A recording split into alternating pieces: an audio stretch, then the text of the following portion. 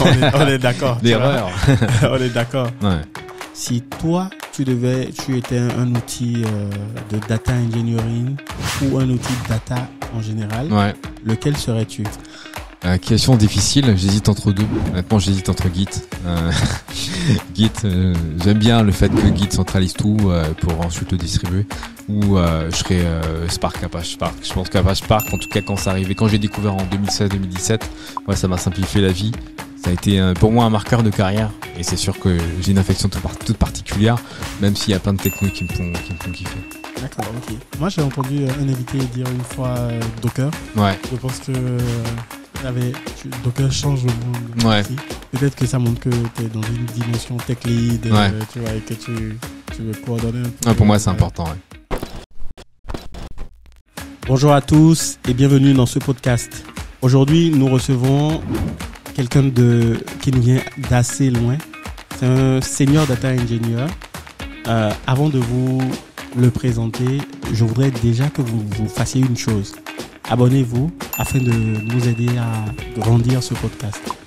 Donc, sans plus tarder, allons recevoir notre invité. Nous allons échanger autour de la data engineering et de différents sujets afférents à la data. Bonjour Ulysse. Bonjour Béranger. C'est un plaisir pour nous de te recevoir dans Data Drift. Plaisir partagé. Ok. Déjà, nous rappelons que tu ne vis plus en France. Exactement. Et donc, tu vis où actuellement? Actuellement, je vis au Canada, à Montréal. J'y suis depuis presque 9 ans et je m'y plais bien. À 9 ans quand même. Hein. 9 ans, ouais, exactement. Ah, c'est vrai que avoir tes vidéos sur le Canada, sur la data au Canada, je pensais que c'était quelque chose qui était plus récent. Non, j'ai une bonne connaissance du Canada. Je suis devenu Canadien il y a plusieurs mois maintenant. Ah ouais. Donc je connais bien le Canada, je connais bien comment ça marche là-bas. D'accord. Ok. Mais du coup, toi qui vis au Canada, tu as fait l'expérience de la France aussi. Ouais. Pourquoi tu penses que il y a cet engouement autour du Canada dans la tech ou dans la santé? Pourquoi tu penses que beaucoup de personnes voient le Canada comme le nouvel Eldorado maintenant? Ouais, en fait, il y a pas mal d'opportunités professionnelles. Alors, le Canada que j'ai connu dans le passé, je suis arrivé en 2015, est différent du Canada de 2024. Ceci dit, il reste des opportunités professionnelles pour des gens qui sont très qualifiés en informatique ou dans le médical, et c'est quelque chose qui reste vrai. Puis le Canada est assez proche des États-Unis en termes d'économie, donc il y a quand même de la croissance, il y a besoin de recrutement, enfin il y a besoin de personnel, donc voilà, c'est pour ça que je pense qu'il y a cet engouement. C'est pas l'Eldorado parce que forcément il y a des gens qui ne trouvent pas forcément d'opportunités professionnelles, mais en tant que professionnel de la data, il y a quand même pas mal d'opportunités. D'accord. Ok. Bon. Je pense qu'on va pas brûler les étapes. Pourrais-tu te présenter pour nos auditeurs qui n'ont pas encore la chance de te connaître? Donc moi je m'appelle Ulysse Nana. Certaines personnes me connaissent en tant que youtubeur, donc créateur de contenu, mais en règle générale je dis que j'ai deux casquettes. La première casquette, c'est je crée des plateformes de données, data platform, dans des entreprises. Je l'ai fait chez Ubisoft, actuellement je travaille chez Ticketmaster. J'interviens soit en tant que lead, soit en tant que senior, donc sur différentes technologies.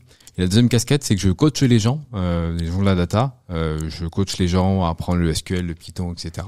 D'ailleurs, je prépare une formation qui va être lancée très bientôt.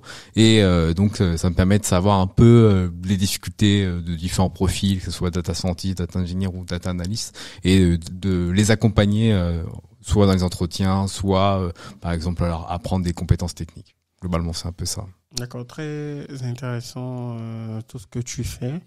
Et aujourd'hui, qu'est-ce que quand on te demande comment tu as fait pour entrer dans la data, et particulièrement dans la data engineering, qu'est-ce que tu réponds? Ouais. Ben moi, ça fait un moment que je suis en informatique. Ça fait plus de 10 ans. J'ai fait des études en informatique, donc j'ai un parcours très très focus informatique.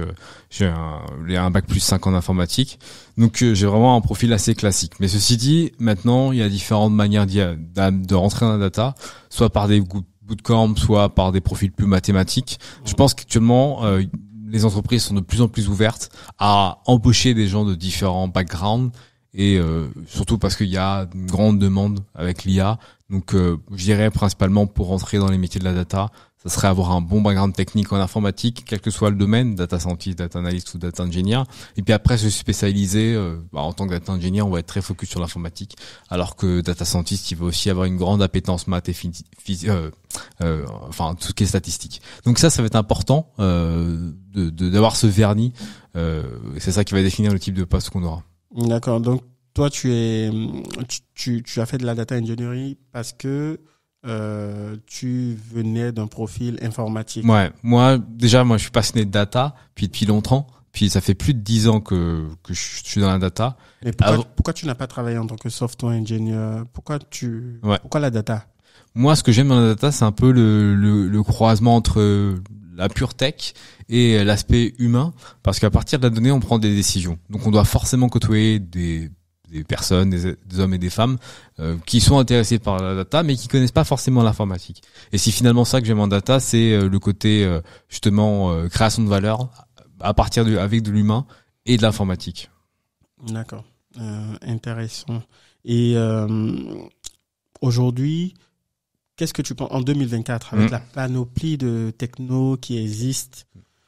Comment est-ce qu'on fait pour devenir data engineer aujourd'hui? Alors, moi, je dirais qu'il y a des fondamentaux qui sont apprendre déjà avoir une connaissance globale de l'informatique, que ce soit connaître un peu en réseau, connaître un peu le système, ce que c'est un CPU, ce que c'est la mémoire vive. Voilà, tous ces principes qu'on va utiliser au quotidien en tant que data engineer, en tout cas professionnel de la data. Ensuite, il va y avoir des fondamentaux qui sont SQL, un langage de programmation. Généralement, je dis Python, mais ça peut être Java ou Scala. Et ça va être par exemple Git, qui est un gestionnaire de code ou de fichiers, de versionning. Déjà, avec ces trois bases minimum, ça va permettre de grappiller les compétences suivantes. D'accord. Donc, un data engineer doit savoir coder. Ouais, un data engineer doit savoir coder. Mais jusqu'à quel point, tu vois, parce que je sais qu'on pousse beaucoup les bonnes pratiques auprès des data engineers. C'est aussi intéressant de remarquer que le data engineer n'est pas un software engineer non plus, parce qu'on a très vite pensé que on avait les super pouvoirs. Mais pour toi, jusqu'à quel point un data engineer doit savoir coder? Qu'est-ce qui est mandatory et qu'est-ce qui n'est pas très grave s'il ne peut pas le faire? Globalement, un data engineer doit connaître comment organiser un code, donc tout ce qui est c'est-à-dire le software engineering, mais dans sa philosophie. C'est-à-dire comme coder un objet, en tout cas savoir lire de l'objet, savoir lire du fonctionnel, organiser du code, créer des fonctions, créer des classes, créer des méthodes, etc. Et puis le lire, parce que les bibliothèques, les librairies qu'un data engineer utilise sont souvent basées sur ces principes-là. Donc il doit savoir utiliser et créer ce genre de choses. Après, tout ce qui va être unit test, c'est important aussi pour avoir une hygiène de code. Donc globalement, ça va être capable de créer du code de bonne qualité. C'est ça le plus important. La différence avec le software engineer, c'est que le software engineer crée du logiciel. À partir du logiciel, il va créer un produit. Alors qu'en data, on va créer une plateforme qui, elle, va transformer de la donnée, va valoriser de la donnée. Donc on a deux éléments importants qui est la donnée et le code. Ça, pour moi, c'est quelque chose qui est important de comprendre et qui veut souvent être incompris, enfin non pas compris par les data engineers ou les software engineers qui passent côté data engineer. D'accord. Ça veut dire que si moi en tant que data engineer, je sais coder en Python, très bien coder en Python, je maîtrise les classes, etc., les tests unitaires, etc., et que je peux faire de la qualité de code sur mon code et l'automatiser. Est-ce que c'est suffisant ou par exemple je dois savoir maîtriser de la CI/CD, je dois maîtriser du DevOps du réseau, Kubernetes. Qu'est-ce que je dois forcément maîtriser? C'est quoi les bases aujourd'hui? C'est quoi la roadmap? Moi, je dirais un data engineer, ça dépend du niveau, mais disons junior, je pense, comme je disais, SQL, Python, Git, c'est déjà un bon début. Ensuite, il va falloir connaître tout ce qui va être base de données, c'est-à-dire comment une base de données fonctionne, que ce soit sur du Snowflake, du Redshift, du Databricks, parce que finalement, nous, en tant que data engineer, ce qu'on gère, c'est de la donnée. Donc, comprendre ce que c'est qu'une partition, comprendre ce que c'est qu'un index, etc., etc. Donc, comprendre ça. Ensuite, en fonction de l'appétence de la personne, parce que finalement, moi j'appelle plus une équipe de data engineering, c'est une équipe un peu diversifiée. Il va y avoir des gens qui vont plutôt aller sur le volet data infrastructure, donc Kubernetes, Docker par exemple, d'autres qui vont plus être avec une appétence DevOps, donc avoir la philosophie DevOps qui vont l'implanter dans l'équipe. Donc là ils vont plutôt mettre en place des CI/CD, donc connaître GitHub, GitLab et finalement comment créer un CI/CD avec des fichiers YAML par exemple. Et il va y avoir des data engineers qui vont plutôt se spécialiser sur la création de data pipeline, d'ETL. Et là, justement, on va leur demander de connaître par exemple Spark, on va leur demander de connaître par exemple dbt, des choses comme ça. Donc pour moi, c'est les data engineers, en tout cas l'équipe de data engineering contient plusieurs membres qui sont différents et c'est cette diversité qui va te permettre de créer de la valeur et chacun a un rôle différent et voilà. L'idée c'est que on peut pas tout maîtriser, c'est comme des métiers assez récents avec une grande complexité et l'idée c'est de distribuer la complexité pour avoir le plus d'impact. Ouais. C'est vrai. Je pense que c'est dans ce courant de pensée là aussi que je suis actuellement. Ouais. Tu sais, avant, je voulais être un one-man team. Tu vois, donc une seule personne qui sait tout faire, développer le modèle, déployer le modèle, monitorer, faire de la CI/CD, du MLOps, tout ce qu'on veut. Sauf qu'aujourd'hui, je me rends compte que dans tous les domaines, ça évolue. À la fois dans la data science, à la fois dans du DevOps, à la fois dans la data engineering, et qu'on ne peut pas tout maîtriser. Exactement. Et qu'il faut plus composer une team qui maîtrise tout que une personne qui maîtrise tout. Ouais. Et donc, toi, dans les équipes, par exemple, dans lesquelles tu avais travaillé, puisqu'on parle d'équipes là, est-ce que c'était des équipes data contenant data scientist, data engineer, data analyst, où les data engineers étaient plus dans la team IT et les data scientists étaient plus métier ou team produit. Quelles sont les différentes organisations que toi tu as déjà vues? J'ai travaillé dans plein de types d'organisations. Mais globalement, les organisations que je préfère, c'est quand je travaille avec des data scientists, data analysts, software engineers, et que ce type de profils vont utiliser la donnée et que je suis là pour potentiellement comprendre leurs besoins, travailler avec eux sur comment organiser la donnée, quel est leur vraiment savoir quel est leur besoin. Je pense que c'est l'organisation qui marche le plus.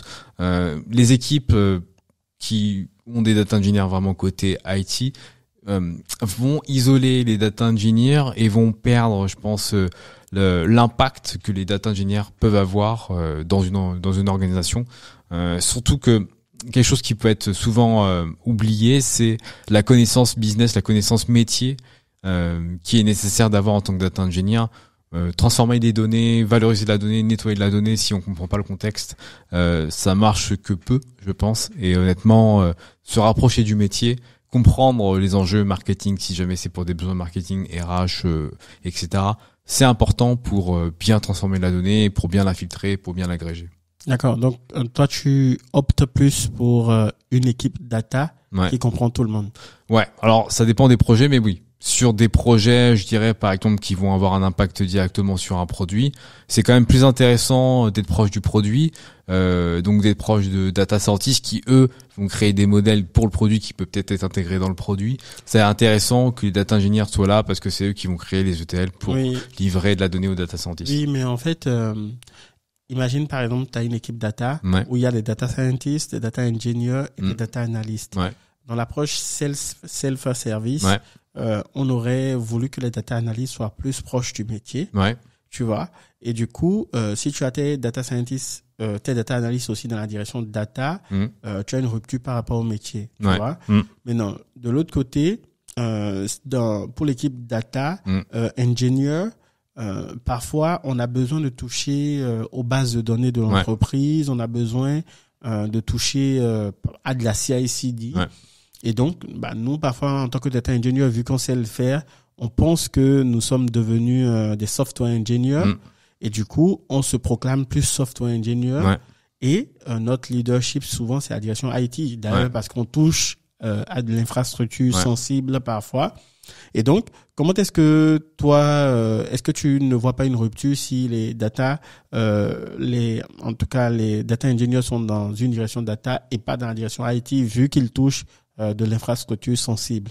Moi, ce que je vois, c'est qu'il est important que que les data engineers sont rattachés pas sur l'équipe data, en tout cas dans une pratique data, oui. que cette pratique data ait conscience des pratiques IT. Pour moi, mais moi j'ai un background vraiment très informatique, la data c'est de l'IT, c'est de la tech en fait. Donc cette division pour moi elle ne devrait pas avoir lieu d'être.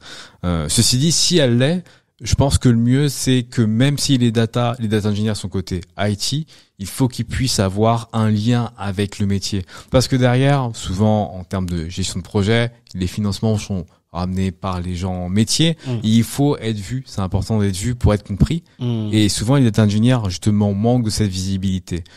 Donc pour moi, la ligne directrice, c'est quel que soit le type d'organisation, il faut que le lead data engineer, ce que je représente des fois dans une entreprise, puisse faire être vu pour justement que les différents collaborateurs des pratiques, que ce soit RH, marketing, sales, etc., comprennent l'enjeu de la data et puissent embarquer et puissent justement donner des requirements aux data engineers ou via des PO pour justement que les data engineers fassent le travail et livrent de la valeur. Le tout, c'est vraiment de créer des ponts métiers. Parce qu'au finalement, on crée pas des ETL ou des data platforms pour créer des ETL et des data platforms. On est là en tant que data engineer pour régler des soucis métiers, pour régler des problématiques, pour répondre à des questions, pour accompagner les gens. Et le mieux pour accompagner les gens, c'est de comprendre leurs problématiques. Et pour comprendre leurs problématiques, c'est d'être proche d'eux. C'est vraiment ça que moi je vais privilégier principalement. Ouais. En fait, moi j'ai pas le passé connu une entreprise où les data scientists étaient dans la direction produit. C'est une entreprise qui tournait complètement sur de l'IA. Ouais. Et du coup, on peut comprendre que les data scientists soient proches du métier dans le sens où ils sont dans le produit. Sauf que du coup, ça fait qu'ils n'ont aucune bonne pratique en termes de software engineering parce que ils font plus du product analysis. Je sais pas comment ça se dit. Ils font de l'analyse produit, des tests, des tests hypothèses, tout ça, tu vois, pour voir qu'est-ce qui a affecté le client, tout ça. Ouais. Mais du coup, ils savent plus te déployer un modèle parce que les anciens qui ont fait des anciens modèles ne sont plus là, tu vois. Et donc il y a plein de mauvaises pratiques, à la fois de pratiques de code, de pratiques de software engineering en général. Et donc moi je militais pour que les data scientists soient un peu plus proches de l'aspect IT, en tout cas de la direction IT, pour ne plus être que sous le joug du produit et perdre en qualité de code, tu vois. D'un autre côté, les data engineers étaient dans la direction IT, tu vois, et tu vois, il y a ce silo-là entre les data engineers, ce mur entre les data engineers et les data scientists, ça fonctionne au ticket, tu vois, et du coup, la communication n'est pas fluide, tu vois. Après, tu retrouves des data analysts qui sont dans une autre direction, analytique, tu vois. Et je me dis, ça occasionne plein de tu vois, guerre de leadership entre les chefs de ces tu vois, et au final ça empêche les professionnels de la data de travailler. De livrer la valeur, c'est ça. Et donc pour moi, aujourd'hui, ce en quoi je crois, c'est peut-être des squads. Tu vois, chacun reste dans son équipe. Tu vois, sauf que sur chaque problématique métier, on fait des squads, tu vois, des teams en griffe commando pour aller résoudre cette problématique-là. Ça oblige tout le monde de parler ensemble et ça fait que l'un ne veut pas se tirer le travail de l'autre, etc. Qu'est-ce que toi tu en penses de ça? Effectivement, c'est quelque chose qui peut marcher. En tout cas, nous chez Ubisoft, à l'époque où j'étais chez Ubisoft, c'est ce qu'on faisait, c'est-à-dire que on était rattaché par jeu, donc Ubisoft, une société de jeux vidéo pour ceux qui ne connaissent pas. Il y a différents jeux qui sont créés chez Ubisoft et par jeu, on était rattaché, donc on avait un data engineer, un ou plusieurs data engineers, un ou plusieurs data scientists et un ou plusieurs data analysts qui eux travaillaient ensemble pour livrer de la valeur sur le jeu vidéo, soit directement par exemple pour de la recommandation dans le jeu ou pour de l'analytique. Et ça, c'était sur chacun des différents jeux. Ceci dit, pour créer justement de la cohésion et pour partager les bonnes pratiques, moi, ce que j'avais mis en place, c'était une communauté de pratiques, par exemple tous les 6 semaines, pour partager les différents enjeux, les bonnes pratiques, etc. Et aussi, en tant que data engineer, nous, on partageait nos pratiques. Mais malgré ce partage, il faut quand même une bonne structure une bonne structure, on va dire tech, pour que les pratiques soient appliquées. Quand je parle de structure tech, c'est moi, je suis assez partisan du CI/CD et de l'automatisation. Donc, le généraliser sur chacun des projets, faire en sorte qu'il y ait des normes, et que les normes soient les mêmes sur chacun des jeux, etc., etc., etc. Donc ouais, des squads.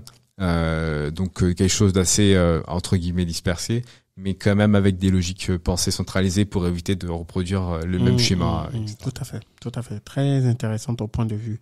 Et donc, quelles sont les différences entre travailler dans la data au Canada et travailler dans la data en France? Est-ce que, je ne sais pas, comme le Canada est plus proche des États-Unis, est-ce que on utilise de meilleurs stacks techniques? Ouais. C'est quoi les différences selon toi? Je dirais, de ce que je vois, étant donné que le Canada effectivement est assez proche des États-Unis, les projets vont être assez globalement nord-américains. Moi, je travaille dans une entreprise américaine et ça va aller assez vite. C'est-à-dire qu'on va devoir vite déployer, vite faire des preuves, parce que la culture américaine, nord-américaine, États-Unis comme Canada, va vite, parce que l'innovation va vite et se fait principalement là-bas. Donc pour moi, ça serait la plus grosse différence. Je pense aussi qu'il y a probablement une maturité un peu plus élevée aux États-Unis et Canada en termes de pratique data engineering, puisque les outils sont pas mal pensés là-bas et que les philosophies sont pas mal pensées là-bas. Pour moi, ça va quand même assez vite et ça va assez vite parce que on peut être viré du jour au lendemain, donc les gens veulent faire leurs preuves. Donc voilà, mais aussi on peut aussi quitter de notre propre chef du jour au lendemain. Il y a une flexibilité du travail. Donc tout va plus vite, tout s'enchaîne et il faut savoir être flexible. D'accord. Et du coup, pour toi, ça veut dire que est-ce que c'est plus propice pour un junior, tu vas par exemple travailler dans un système anglophone avant de revenir dans un système francophone ou... Je pense que pour toi aujourd'hui le système francophone, en tout cas la data en zone francophone, pour toi, est-ce que c'est un no-go si quelqu'un avait un choix? Non, pas forcément. Je pense que ça dépend aussi de l'appétence culturelle, parce que aller dans un pays, c'est surtout côtoyer une autre culture et il faut être OK avec, c'est pas toujours facile. Donc je dirais que ça dépend de l'envie de la personne d'aller vers cette nouvelle culture et de s'adapter à cette culture, parce que c'est ça qui est souvent le plus dur. Après, la technologie, les principes restent les mêmes, connaître SQL, connaître un langage de programmation comme Python ou Java, et de cette manière, la personne va pouvoir s'adapter techniquement. Ceci dit, je pense que au Canada, comme aux États-Unis, on va attendre que la personne apporte vite de la valeur. C'est important d'apporter vite de la valeur sur la table. Les salaires sont plus élevés, voire beaucoup plus élevés. C'est carrément du freelancing. Hein. Donc, il y a du freelancing. Donc, comme on va avoir des plus belles opportunités, on va aussi attendre des résultats plus rapides. D'accord. Ok. Et est-ce que pour toi, tu différencies? Je sais que moi j'ai eu la question une fois. Je m'étais retrouvé à faire l'apologie de la data engineering dans une équipe, dans une start-up où ils avaient déjà des développeurs back-end Python. Et donc, tout ce que on leur disait qu'on pouvait faire, qu'on allait faire, mais ils se disaient, mais mon développeur back-end peut le faire. Ouais. Toi, aujourd'hui, comment est-ce que tu définis le métier de développeur back-end Python et le métier de data engineer? Comment est-ce que, ça s'overlap et qu'est-ce que tu penses que le data engineer peut faire que le développeur back-end ne peut pas faire? Ouais. Je dirais la différence entre un dev back-end et un data engineer. La différence, c'est que les deux travaillent avec des technologies qui sont différentes quand même, et avec un but qui est différent. Le back-end, il va créer une infrastructure back-end, une API, gérer tout ce qui est back-end, site internet, etc. Donc ça, c'est une première approche. L'approche data engineering, c'est vraiment créer une data platform, une plateforme de données qui va ingérer de la donnée, la transformer et ensuite la stocker. Souvent, ce que les back-end vont pas avoir, c'est l'approche, la compréhension de data, l'impact sur le produit final, c'est-à-dire que comment modéliser la donnée, quel est le but final, les utilisateurs, comment ils vont utiliser la donnée. C'est vraiment ce côté métier que souvent, je dirais que les back-end peuvent manquer, et les data engineers peuvent manquer, par exemple, de philosophie de développement. voilà, qui est très fort en software engineering, où il va y avoir vraiment des philosophies de développement très fortes. Ça va être ça, les différences. Ce qui va faire l'overlap, ça va être la programmation et de gérer des bases de données. Un back-end va gérer des données plus transactionnelles, donc avec des bases de données MySQL, Postgres ou du NoSQL, alors que le data engineer, il va se focuser sur de l'analytique ou de temps en temps du NoSQL s'il veut faire du temps réel, voilà, assez picky, mais c'est surtout de l'analytique avec du Redshift, etc. Donc c'est des profils qui sont différents, qui peuvent se rejoindre, mais la complexité va être souvent des différences d'approche. Par exemple, un data engineer va peut-être faire de la programmation plus fonctionnelle, en tout cas, c'est-à-dire pas forcément créer des grosses classes. Pour un hôtel, c'est pas forcément nécessaire, alors que peut-être qu'un software engineer back-end va créer par défaut une classe en objet et créer des objets, jouer avec des objets, ce qui va peut-être complexifier l'approche ETL plus classique. Donc, pour moi, c'est plus c'est plus des logiques, c'est plus philosophique. Il faut réussir à joindre. Il est possible de rejoindre de créer des philosophies entre. Mais l'un ne remplace pas l'autre. Mais l'un ne remplace pas l'autre. C'est vrai que moi j'étais habitué, en tout cas venant du monde machine learning engineer, j'étais habitué à faire un peu mes classes ou en tout cas faire je veux pas dire de grosses fonctions, mais des fonctions qui travaillaient toutes ensemble, pas de grosses fonctions. Hein. on est d'accord. L'erreur. On est d'accord. Ouais. Donc une seule chose à la fois, pas fonction. Mais tu vois, j'étais habitué quand même à faire en sorte que tout s'enchaîne, peut-être dans un main ou un truc comme ça.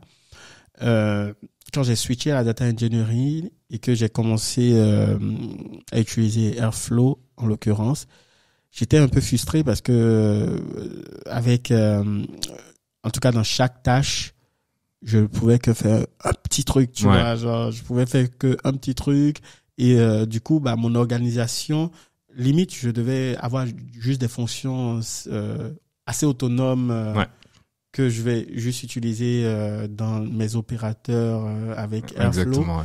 Mais tu vois, ça me frustrait qu'il y ait pas, tu vois, le schéma d'ensemble, il est défini par le DAG au final, tu vois. Alors que quand tu codes ton truc pour entraîner un modèle, pour faire le schéma d'ensemble était peut-être dans ton fichier où tu appelais toutes tes fonctions, où tu vois. Et donc, au niveau de chaque tâche, ça me frustrait de ne pas avoir la symphonie, tu vois, que j'avais. Effectivement. Tu vois. Effectivement, la logique, par exemple, dans Airflow, et le créateur d'Airflow, que je dis, il est canadien, donc, et puis il a travaillé chez Ubisoft, donc ça me fait plaisir d'en parler. Maxime Beauchemin. Lui, sa logique, en fait, en créant Airflow avec son équipe, c'est, de créer des tâches, des éléments unitaires, dans Airflow. C'est-à-dire que chaque tâche dans Airflow doit s'exécuter tout seul. Le but, c'est de créer un DAG qui va être indépotent. C'est ça qui va être, on va pouvoir relancer de manière à la volée si jamais on veut faire un backfield ou on veut corriger quelque chose sur une date précise. Et c'est de créer une indépendance entre chaque élément.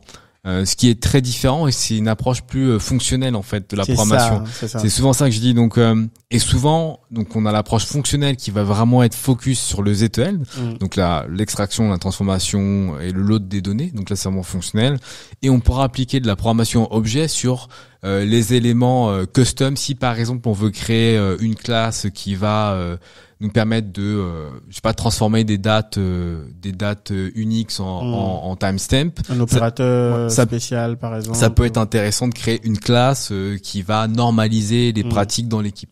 Moi c'est vraiment comme ça que je le vois et cette classe va être forcément faite en objet.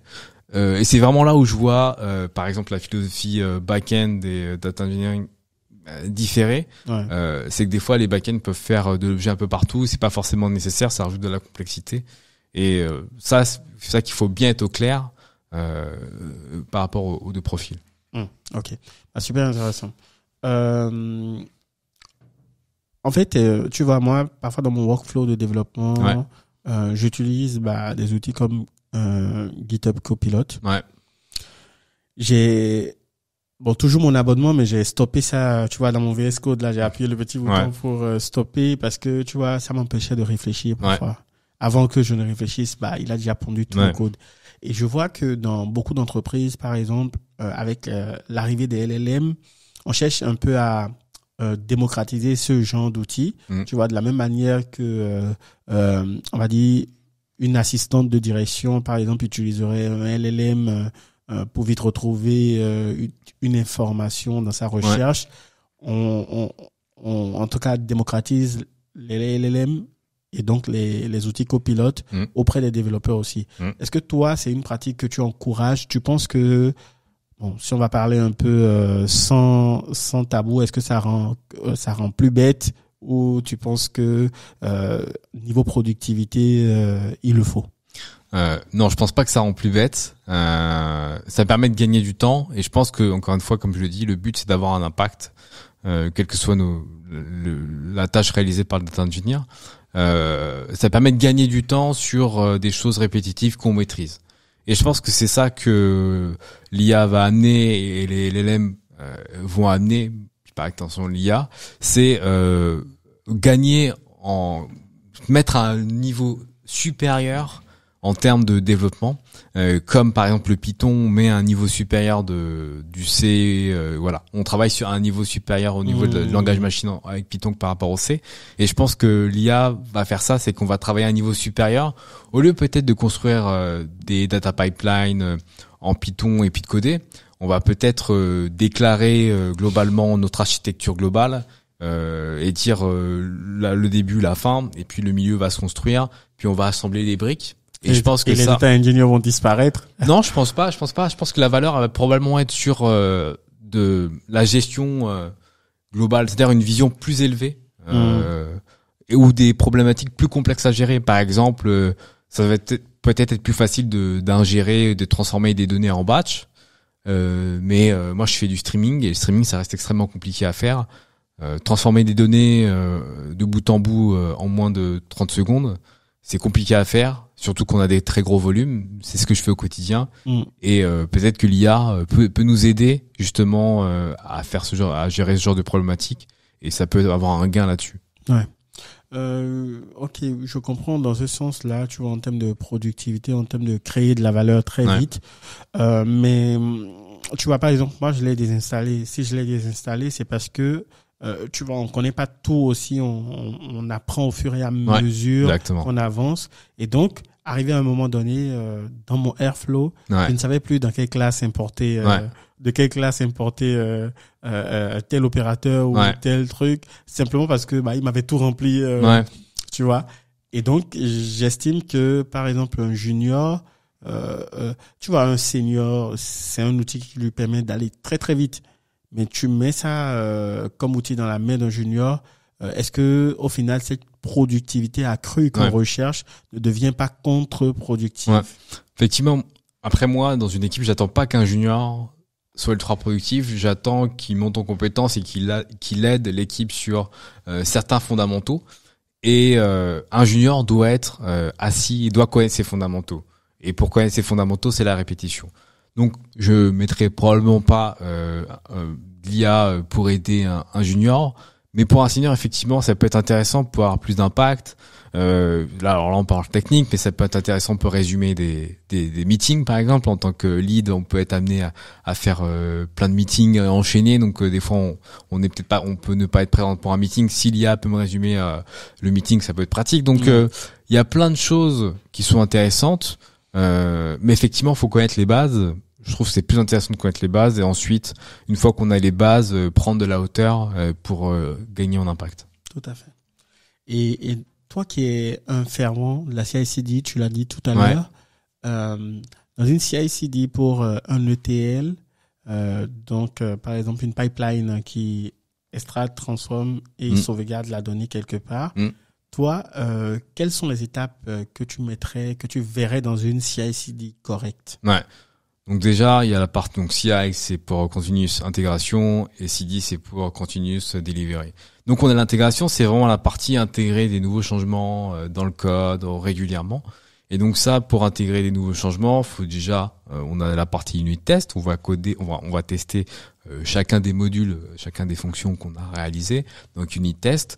On a la partie aussi organisation du code. Par exemple, on va donc tester dans le CI/CD comment le code va être organisé, par exemple avec des librairies comme Black. Donc ça, c'est pour tout ce qui est intégration. Ok, donc la qualité de code. Donc la qualité de code, exactement. Puis il y a plein d'éléments comme ça, que ce soit en Python, en Java, voilà. Donc ça, c'est vraiment pour le code. Puis après, la partie data. Data, donc c'est-à-dire que en développement, je vais avoir un peu de data, peut-être en pré-prod, je vais avoir un peu plus de data, en prod, je vais avoir toute ma data. Donc il y a aussi cette réflexion à avoir, donc on fait la CI, c'est comment je vais basculer de chaque environnement, de la dev, pré-prod à prod. Est-ce que je prends les données de prod et je passe en dev? Est-ce que je prends juste les devs et ensuite je passe en pré-prod et je regarde un peu? Donc il y a tout ça à réfléchir. Puis après la partie déploiement, donc avec mes différentes merge requests, avec mes reviews de code, avec les releases, etc. Qu'on fait au fil de la journée, etc. Et bien sûr, une fois qu'on release, on met son repo personnel à jour avec un Git pull pour justement être le plus à jour. Je dirais que c'est ça. La plus grosse problématique en data, c'est que comme on gère deux éléments, le code et la data, ça amène 2 fois plus de complexité. Et c'est souvent ça qui est difficile. C'est que gérer le code, c'est pas trop dur. Côté software engineering, on peut se baser sur les pratiques. Mais côté data, ça amène plus de complexité, puisqu'on si on est sur des gros volumes de données, on est sur 1 milliard de lignes en 2 mois par exemple en production. Est-ce qu'on passe en dev ces données, est-ce qu'on passe en pré-prod? Donc il y a toute cette logique à réfléchir. Il n'y a pas de bonne réponse, ça dépend de chaque projet, et surtout il y a aussi une question de protection des données. Maintenant avec tout ce qui est GDPR et CCPA, donc côté c'est la même chose aux États-Unis, côté Californie, il y a cet enjeu aussi à prendre en compte quand on passe des données d'un environnement à environnement. Il y a des pratiques à avoir, c'est super important, donc ça il faut garder ça en tête. D'accord, ok. Donc toi tu te dis dans ta CI/CD, il y a toute la partie où on teste la qualité de code, où on teste en dehors de la qualité de code, on fait des tests unitaires pour s'assurer que nos fonctions font bien ce qu'elles devraient faire. Donc après, tu vois un genre de test d'intégration dans les différents environnements, ou comment est-ce que tu bascules en tout cas dans ta CI/CD, tu vois à un moment donné basculer d'un environnement à l'autre pour pour retester les mêmes choses, c'est ça? Bah là, comme je dis souvent, ça dépend du volume. Si on est sur des petits volumes, par exemple, on intègre des fichiers CSV de 100 000 lignes, c'est plutôt de petits volumes. On peut se permettre de basculer le fichier CSV de dev à pré-prod, retester en pré-prod avec notre CI/CD, voir le résultat, que ça soit côté code ou côté data. Puis si ça fonctionne, basculer en production, puis ensuite refaire les tests, en tout cas à la volée en production. Ça peut être aussi un schéma.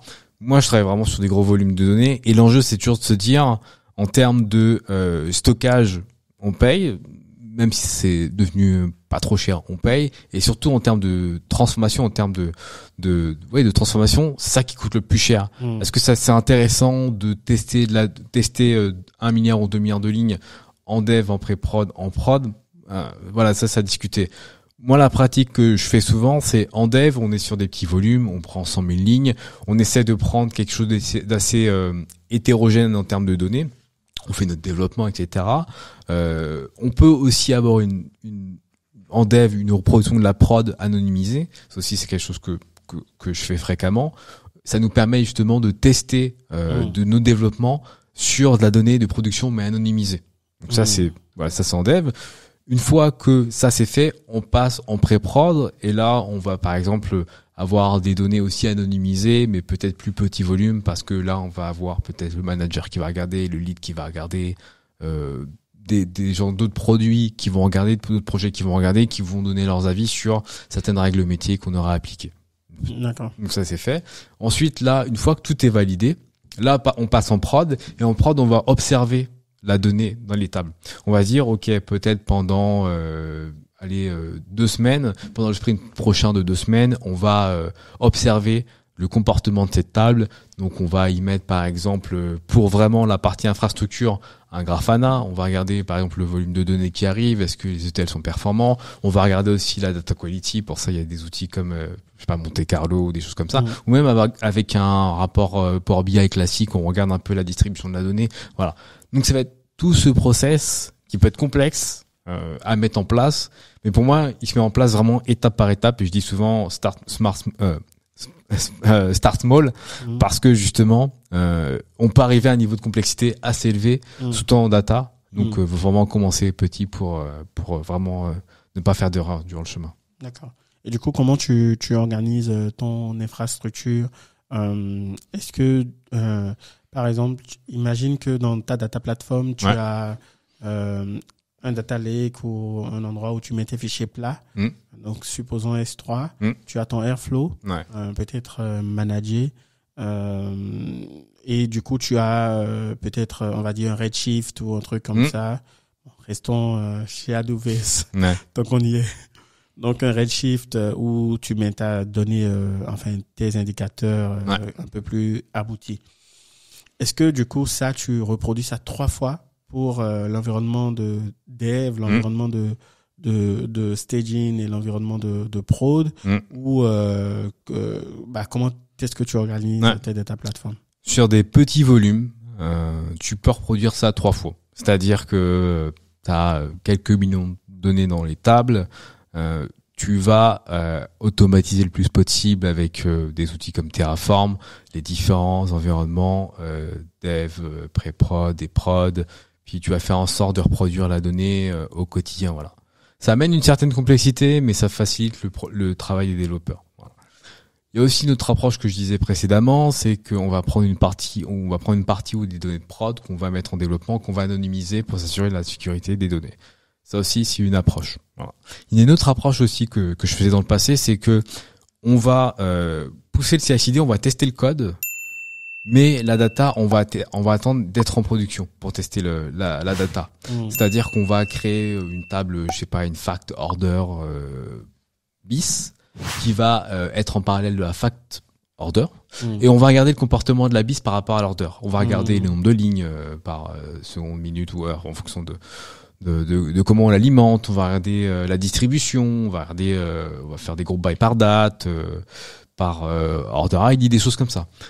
Et ça, on va regarder ça en parallèle pendant peut-être un sprint ou 2 sprints pour voir un peu l'évolution de la table au fil du temps. Et si on voit que la table bis correspond à ce qu'on attend et donc corrige des problèmes qu'on avait dans la fact order, là on va switcher la bis avec l'order. D'accord. C'est aussi une solution. Donc il y a vraiment différentes manières de faire, mais ça dépend des technologies, ça dépend du volume de données. Parce que switcher une table qui fait 10 milliards de lignes, c'est pas pareil que switcher une table qui fait 100 000 lignes ou 10 millions de lignes. Donc il y a tout ça aussi à prendre en compte. D'accord. Ouais, j'avoue que même moi j'ai appris des choses, donc c'est super intéressant ce que tu dis. Et toi, tu vois par exemple les nouvelles technologies, DuckDB, par exemple, je vois que c'est le sujet du moment. Ouais. Est-ce que tu penses que si on ne connaît pas ces outils comme DuckDB ou DBT, est-ce que tu penses qu'on devrait l'apprendre ou on n'a pas forcément besoin de l'apprendre pour être data engineer? Ma question, c'est que aujourd'hui, question plus globale, c'est comment on gère, tu vois, ce syndrome de l'imposteur avec les nouvelles technologies qui sortent aussi vite. Est-ce que aujourd'hui on est data engineer, demain on ne l'est plus parce que tu vois, on connaît plus le sujet à la mode. Qu'est-ce que tu penses de ces outils et de comment on doit se comporter par rapport à eux? Je pense que le plus important actuellement, c'est l'adaptation. Et pour s'adapter, il faut connaître ses fondamentaux. Je vais le répéter encore une fois, c'est SQL, langage de programmation, Python, Java, etc. Connaître Git, savoir comprendre comment fonctionne une base de données avec les principes tueurs, index, partition, parce que l'ensemble des outils qui sont actuellement sur le marché et qui vont venir dans les années à venir se basent sur ces principes. C'est-à-dire que DuckDB, on va l'utiliser avec du SQL, et puis c'est vraiment simple à installer, c'est assez léger, ça s'installe sur son poste, c'est très léger. Et donc finalement, on va l'interroger avec du Python et du SQL. Et donc finalement, les fondamentaux sont là, puis l'outil, il est là pour faciliter la vie. Et souvent, les outils, plus le temps avance, plus ils vont simplifier le quotidien des data engineers ou des professionnels de la data. Donc je pense qu'il faut pas s'inquiéter, il faut pas se sentir gêné ou complexé par quelque sorte de syndrome de l'imposteur, parce qu'au final, tout le monde apprend en même temps et finalement, c'est des pratiques qui évoluent tout le temps et elles évoluent pour être simplifiées. Vraiment. Il y aura pas un outil. Elles vont pas en complexité. Voilà. Il y aura pas un outil qui va venir complexifier comment faire un ETL, parce que sinon il sera pas adopté.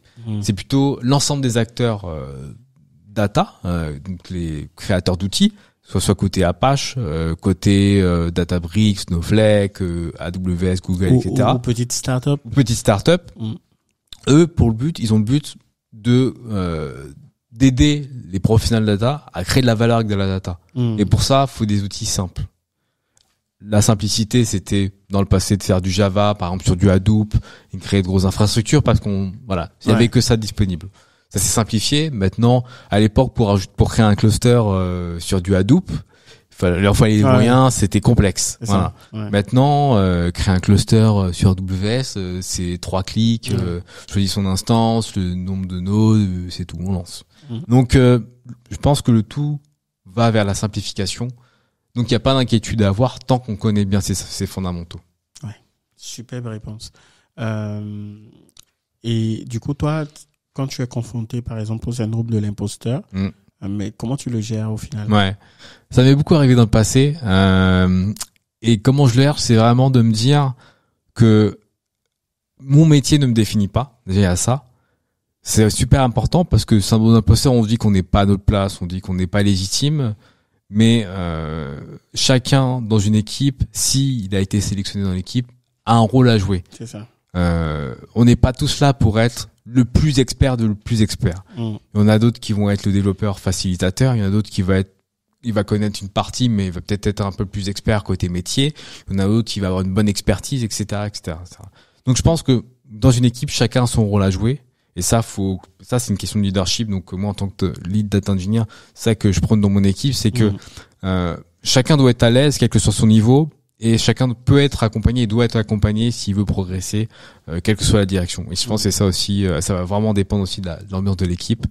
Et dernière chose, c'est que en tant que développeur, on est dans des métiers qui évoluent vite. Il n'y a pas beaucoup de métiers en règle générale qui évoluent autant. Ouais. Donc il faut se décomplexer sur notre capacité à acquérir de la connaissance, parce qu'il n'y a pas beaucoup de métiers qui doivent ingérer autant de connaissances au quotidien. Et donc se dire, ok, relax, je vais prendre ce sujet petit à petit, je vais faire ma veille technologique, etc., etc., etc. Ok.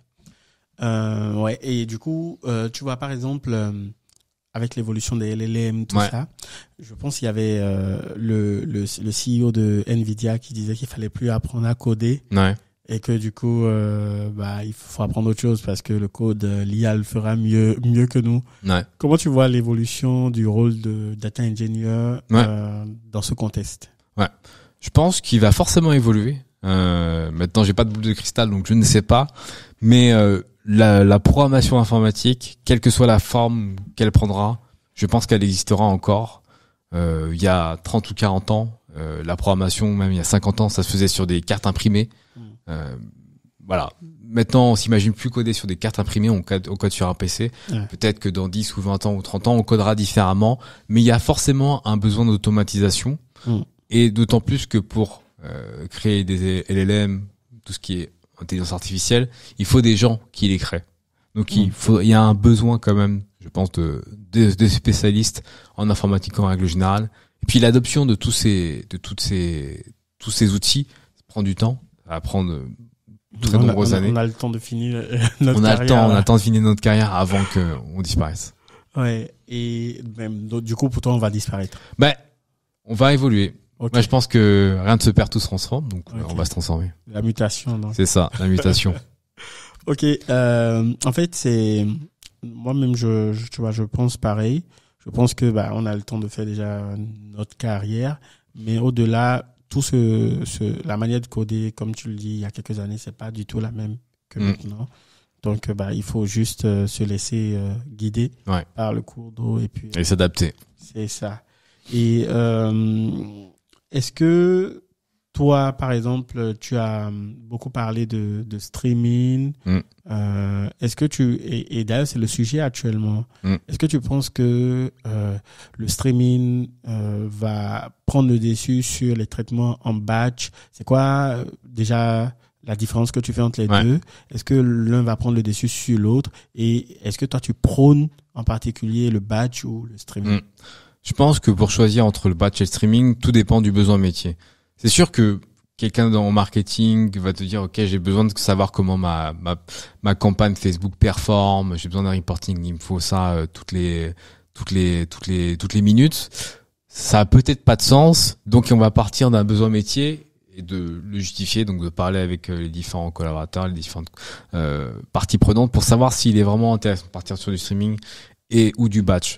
Déjà, partir sur du streaming, le streaming c'est complexe. C'est-à-dire que les outils actuellement, je pense à Spark parce que moi c'est ma spécialité, mais je pense à Flink, Apache Flink, c'est des outils qui sont assez complexes à mettre en place pour faire du streaming. Ça commence à se simplifier, mais ça reste assez complexe. Donc, si on fait du streaming, on part déjà sur une grande complexité qui est si jamais le serveur, en tout cas le cluster tombe, comment on récupère les données qui sont perdues entre le moment où c'est tombé et le moment où on le rallume. Donc il y a plein de logiques comme de checkpoint et tout, mais il faut connaître. Ensuite, faire une jointure en streaming entre une donnée en streaming et une autre donnée en streaming, c'est très difficile. Ça l'est un peu moins quand on a une donnée en streaming et une donnée en table classique. C'est un peu moins difficile, mais on a quand même une complexité. Donc il y a vraiment des concepts cœur complexes en streaming qui sont pas du tout faciles à prendre en main. Et donc c'est pas, je pense, intéressant en termes d'impact immédiat de faire du streaming dans un premier temps. Ça peut venir par la suite si le besoin est vraiment très pressant, mais c'est vraiment à analyser. Surtout que ça peut coûter cher. Voilà, ça peut coûter cher. Ensuite, dernière chose, faire du streaming, ça demande d'être, comme on dit en anglais, 24/7 en on-call, c'est-à-dire que d'être disponible si jamais le stream tombe. Donc, alors qu'un batch, s'il tourne, un batch va tourner entre minuit et 7 heures du matin, il va peut-être prendre 2-3 heures sur Airflow, puis ça permet d'agir lorsqu'on arrive le matin à 8h30, 9h, ce qui est quand même plus pratique. Alors que si jamais on est en stream, si le stream il tombe à 1h ou à 2h du matin, il faut agir à 1h ou 2h du matin. Donc ça, c'est important à prendre en compte en termes d'organisation d'équipe, ça met une pression supplémentaire à l'équipe. D'accord. Ok. Du coup, on a parlé des outils tout qui se SQLisent actuellement, tu vois. Avant, on avait besoin de Spark pour les gros volumes de données. Aujourd'hui, on n'a plus besoin de Spark, toujours parce que justement, il y a plein d'outils SQL qui permettent de le faire. Est-ce que tu penses que un data engineer n'a plus besoin d'apprendre Spark du coup? Je pense que ça dépend. C'est vraiment des questions de philosophie d'entreprise et d'équipe. En fait, il y a des équipes qui vont croire en un outil, qui vont l'adopter, et qui vont le pousser jusqu'à ce que ce soit plus nécessaire. Donc, ça va dépendre plus de ça que de se dire est-ce que cette technologie est utile encore ou pas. Si c'est une nouvelle équipe, peut-être que c'est peut-être pas intéressant de partir sur du Spark s'il y a pas de volume de données. Que Spark, faut vraiment se dire que c'est pour gérer de très gros volumes de données. Donc voilà, c'est peut-être pas nécessaire de l'utiliser. Ça amène une certaine complexité. Tout à fait. Maintenant, il y a des plateformes comme Snowflake, comme Databricks qui permettent de simplifier le tout en SQL. Puis même sur Databricks, on peut faire du SQL avec du DLT, du Data Live Table. Donc voilà, tout se simplifie. Je pense que dans tous les cas, comme je dis toujours, il faut être sur ses fondamentaux, SQL, langage de programmation, donc Python, voilà, pour justement acquérir ou comprendre une technologie. Et pour toi, du coup, aujourd'hui, les langages comme Scala, Java, plus besoin de les apprendre, vu qu'on peut tout faire presque avec Python? Je dirais que c'est sûr que Python, ça permet de shipper du code plus facilement, ça permet aussi d'avoir une communication technique entre différents profils, data scientist, data analyst, etc. Donc, dans un premier temps, je dirais que ce n'est pas plus nécessaire dans un premier temps. Ceci dit, pour des outils libres, donc Apache, les outils Apache sont très souvent développés en Java. Spark est développé en Scala. Donc, les gens qui veulent faire du libre vont devoir souvent faire du Java ou du Scala, ou s'ils veulent faire du Hadoop ou maintenir des infrastructures Hadoop ou faire des choses un tout petit peu plus poussées, ils vont devoir faire d'abord du Java, parce que le Scala c'est surtout pour du Spark, voilà. Mais le Java reste quand même quelque chose qui peut être intéressant, mais en fonction des problématiques et des sujets. Ok, bah super. On vient presque à la fin de ce podcast. J'ai quand même une dernière question pour toi. On a parlé de plusieurs outils jusque là. Si toi tu étais un outil de data engineering ou un outil de data en général, lequel serais-tu? Question difficile, j'hésite entre deux. Honnêtement, j'hésite entre Git. Git, j'aime bien le fait que Git centralise tout pour ensuite le distribuer. Ou je serais Spark, Apache Spark. Je pense qu'Apache Spark, en tout cas quand ça arrivait, quand j'ai découvert en 2016-2017, ça m'a simplifié la vie. Ça a été pour moi un marqueur de carrière, et c'est sûr que j'ai une affection toute particulière, même s'il y a plein de technos qui me font kiffer. D'accord, ok, super. Intéressant ton point de vue. C'est vrai que moi j'ai entendu un invité dire une fois Docker. Ouais. Je pense que Docker change le monde aussi. Donc c'est aussi intéressant. Mais Git, je l'avais jamais entendu. Ouais. Ça montre aussi un peu la philosophie, tu vois, de l'invité. Ouais. Peut-être que ça montre que tu es dans une dimension tech lead, tu vois, et que tu veux coordonner un peu. Pour moi c'est important, ouais. En tout cas, merci de t'être prêté à l'exercice. Avec plaisir. Merci de nous être venus d'aussi loin. Avec plaisir. On espère que ton séjour se passera bien. Merci. En attendant, n'hésitez pas à aller follow la page, la page YouTube de Willis. Je pense qu'il a aussi une formation. Exactement, qui arrive bientôt. Ouais. Donc, n'hésitez pas, en tout cas, à lui donner de la force, à nous donner de la force pour qu'on continue de produire du contenu gratuitement. Merci et à bientôt. Merci. Ciao. Ouais.